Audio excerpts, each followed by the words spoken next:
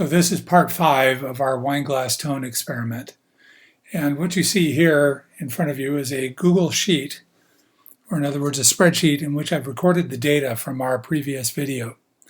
So in our previous video, we measured the depth of water that was in a wine glass, and then the depth of the water was incremented in terms of centimeters.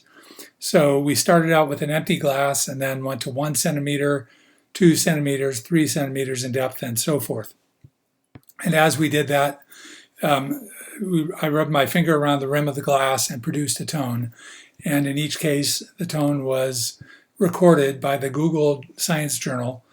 And we plotted those frequencies that we got here in terms of hertz, or in other words, vibrations per second.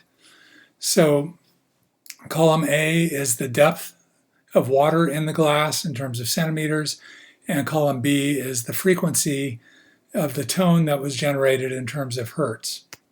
So now what we're going to do is we're going to take these first two columns, column A and B, and we are going to select them, and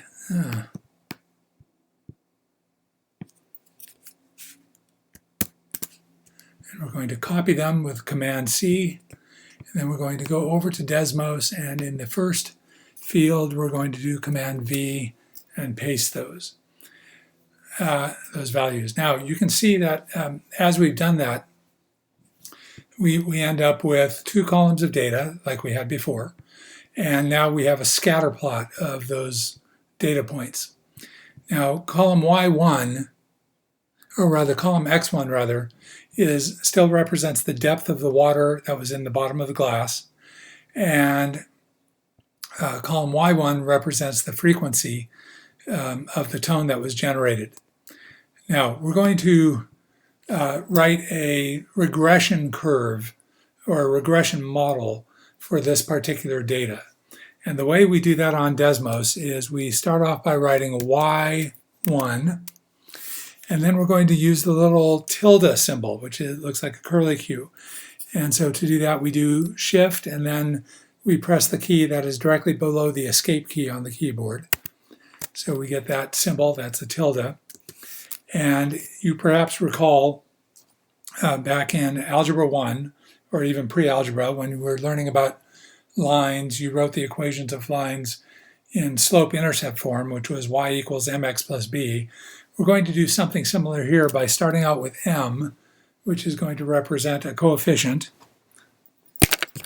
And then we're going to do open parenthesis, 1 minus a x sub 1, and then we're going to square that. Now, to square or exponentiate something on Desmos, you hold down the Shift key and you push the number 6, and that gives us an exponent. So then we are going to square that, and then move our cursor to the right and close the parenthesis.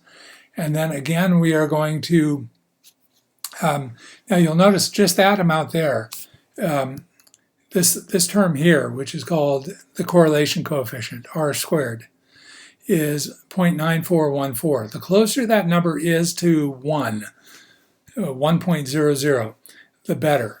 So in other words, that means that what we have so far, which is the graph of a parabola that's pointing downward, opening downward, that graph is a pretty good representation to 94% of the data that we have in our scatter plot.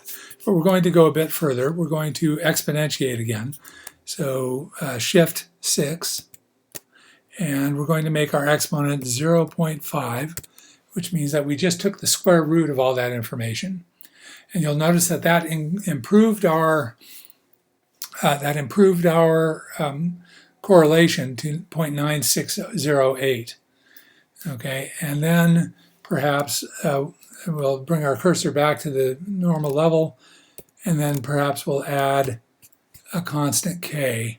And by doing that, you'll notice that we just increased our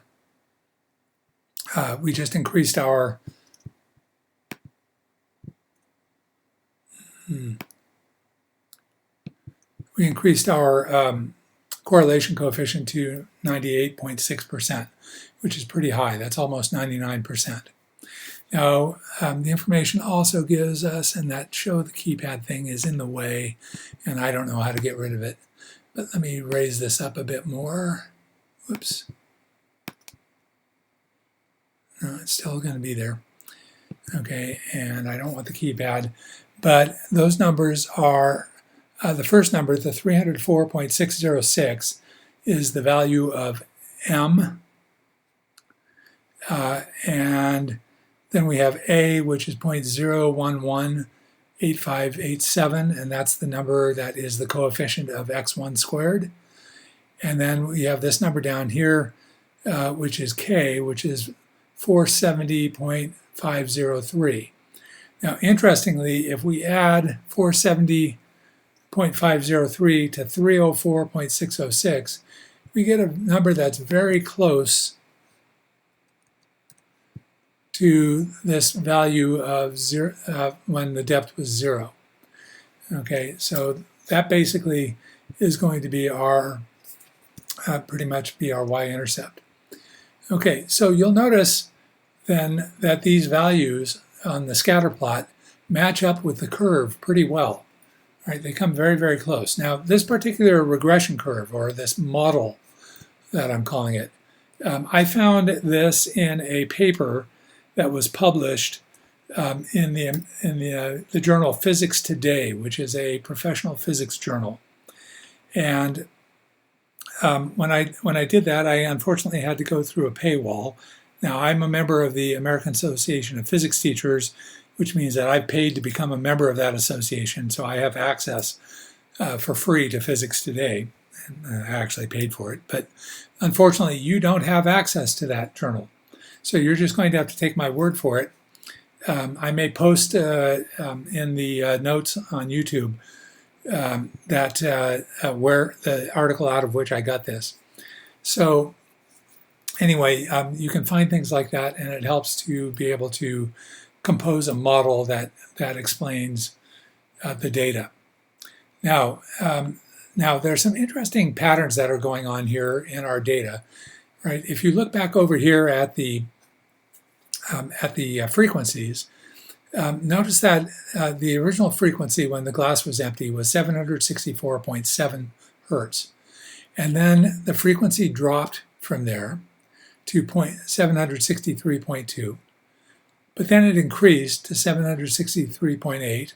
Then it decreased again to 763.6. And then from there, that point, it continues to decrease. Now, that's interesting. Why would it start to decrease, then go back up again, and then continue to decrease? It may have something to do with the shape of the wine glass that I was using. The shape of the wine glass was not a cylinder, right? It had a bulb, and so it was wider kind of toward the bottom middle than it was at the top. And so consequently, it had a unique shape. And what that means is that it has an effect on the frequency. So your job going forward from here is to replicate my steps in these labs. I want you to go ahead and try to make that tone using a wine glass that you might have at home, and then record the data. And you can do like I did here, where you put tape on the side of your glass to measure the depth of the water in 1 centimeter increments. And then you can use the Google Science Journal to record the frequencies for each of those depths. And that will get you a number of data points. Hopefully you can collect as many data points as I have. Now, of course, your wine glass may be different than mine, so consequently your data is going to be different. So it will be interesting to see what kind of data you receive compared to the data that I've got here. So go ahead and give this a try, and we will do further experiments in the future. Thank you for watching. Like and subscribe.